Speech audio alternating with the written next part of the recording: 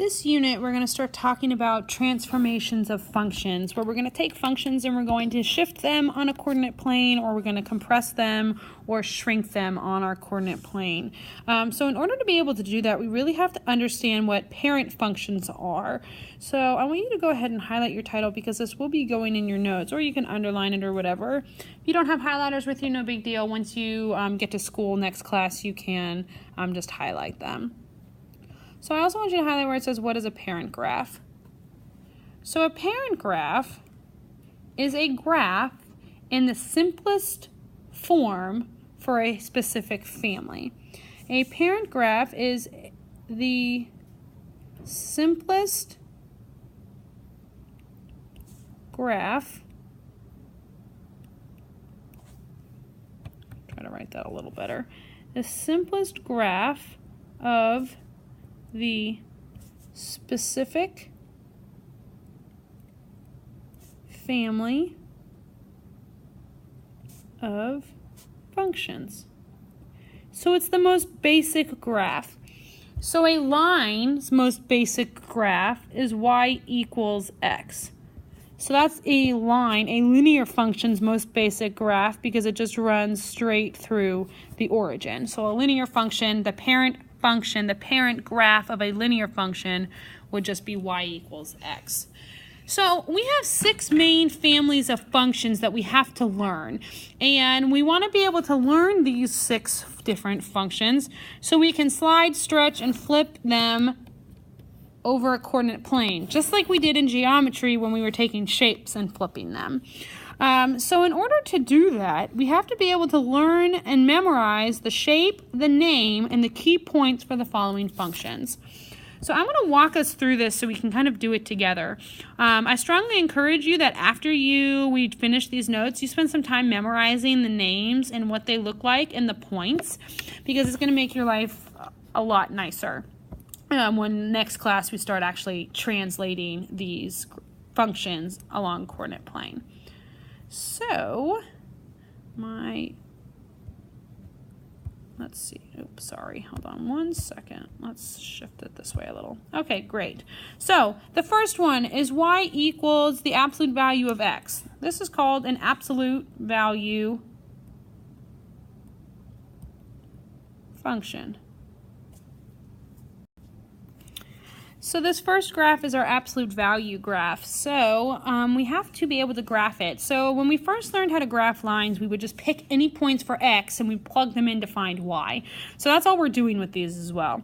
So I'm going to pick -2, -1, 0, 1, and 2, because those are the most basic and easiest points to memorize. So now to get my y values, all I'm going to do is plug them into x. So I'm going to take -2, and I'm going to plug it into this. So if I plug it in, I have the absolute value of -2. So what's the absolute value of -2? Well, it's +2. So now I'm going to plug in -1. So if I plug in -1, what's the absolute value of -1? Well, it's 1. What's the absolute value of 0? 0. Absolute value of 1? 1. Absolute value of 2? 2. So now all I have to do is graph these points. So -2, 2. -1, 1, 0, 0, 1, 1, and then 2, 2. Notice if I look, it's making a V, and notice if I just were to apply slope on the right, I go up 1 over 1, up 1 over 1. So to keep going, up 1 over 1, up 1 over 1, and then on the left, up 1 to the left 1, up 1 to the left 1. So notice it's symmetrical with the y-axis, so I can just keep plotting all these lovely points.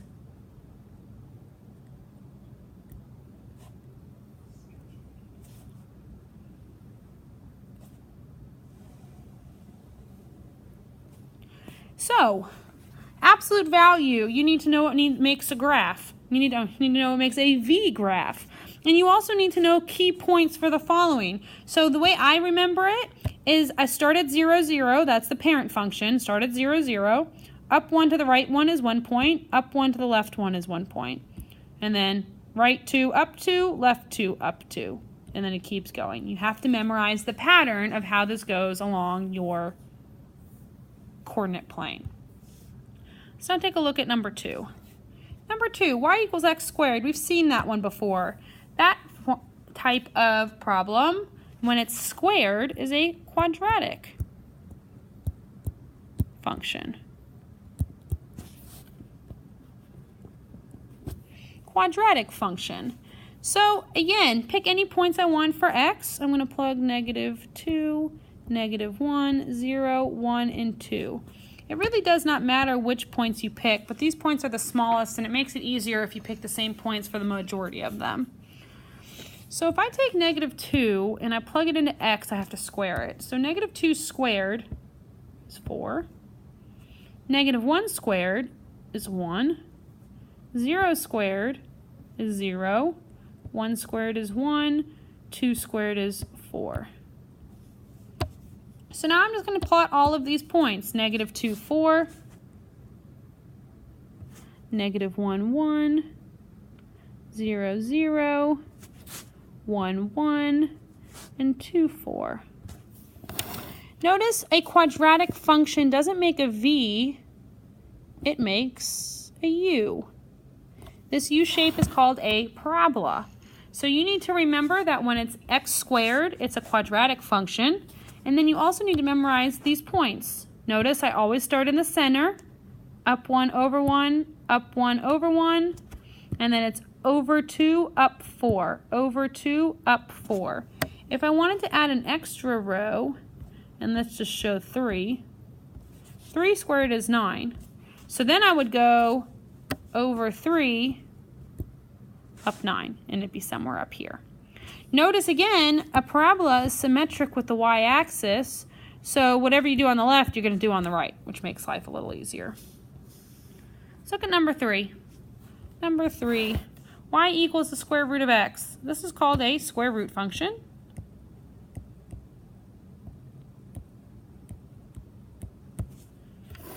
So I'm going to pick my points.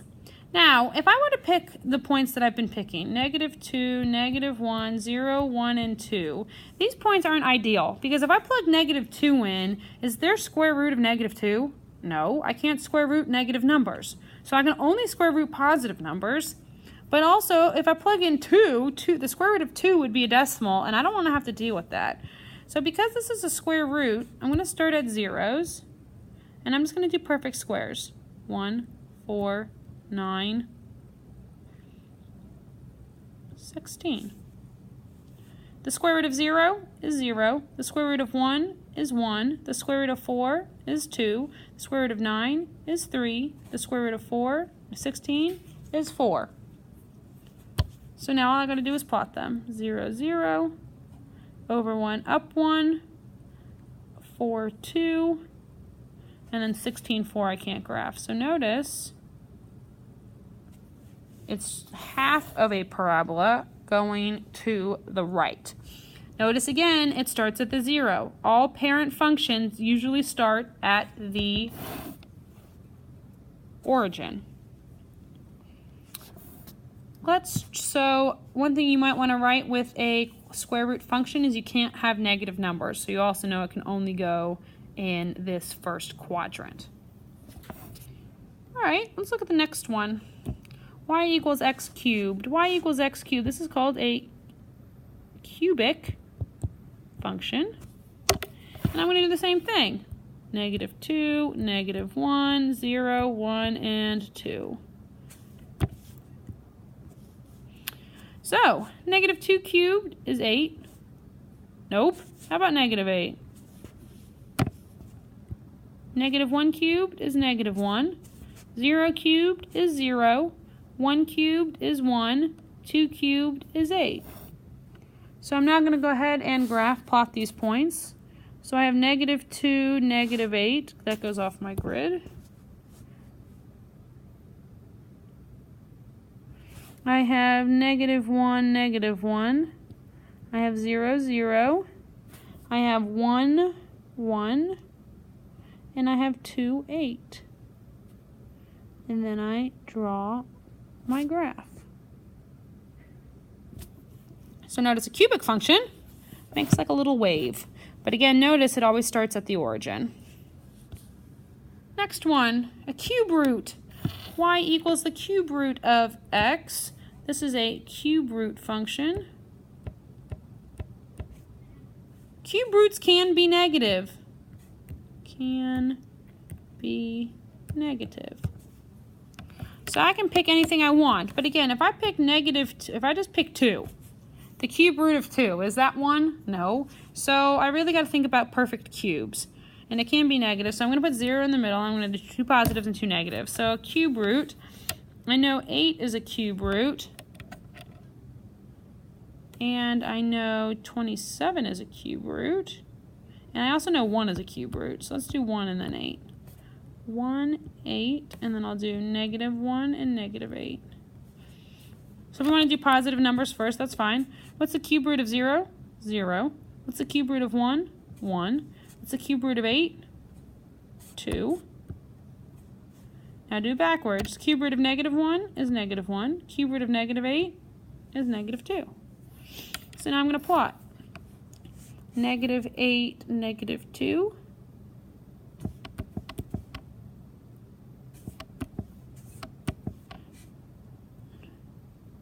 -1, -1. 0, 0. 1, 1. 8, 2. So notice a cube root looks just like a cubic function. It's just sideways. Last one. Y equals 1 over x. This is called a rational function. So I can pick any numbers I want. -2, -1, 0, 1, and 2. So plug it in. If I plug in x to the bottom, 1 over -2 is -1/2. -1 over -1 is -1. Notice if I plug in 0, 1 over 0, I can't do that. So that means 0 is not a solution, which means that is an asymptote. Because it can't be a solution, which means it's discontinuous at 0, which would mean there is an asymptote at 0 going horizontal and vertical. So now I'm going to do 1 over 1. 1 over 1 is 1, and 2 is 1/2. So now I'm going to plot my points. I might have to plot more, but we'll see. -2, -1/2. Let me do red. 1, 1. And 1, 1. And 2, 1/2. Let's do 1/2 and -1/2. If I plug in 1/2, I have 1 over 1/2, which means I have to keep, change, flip, which would just mean 2. And then that'll be -2. So 1/2, 2, -1/2, 2. So notice asymptotes can't ever cross my axes. So that would be a rational function. So you really need to take time to memorize that when it says 1 over x, that's rational. X cubed root of x is a cube root. You need to memorize those names. And you also need to memorize the locations. Notice all of these just about start in the origin. The only one that doesn't is the rational one. And then you need to notice most of them, it's all, the first point is up 1 over 1. And then you just have to memorize those second points because you really need to try to get at least 3 points on your graph, if not more, to be able to successfully graph it. So I strongly encourage now you take time to memorize the words and the equations and the points. And we'll be continuing with this next class.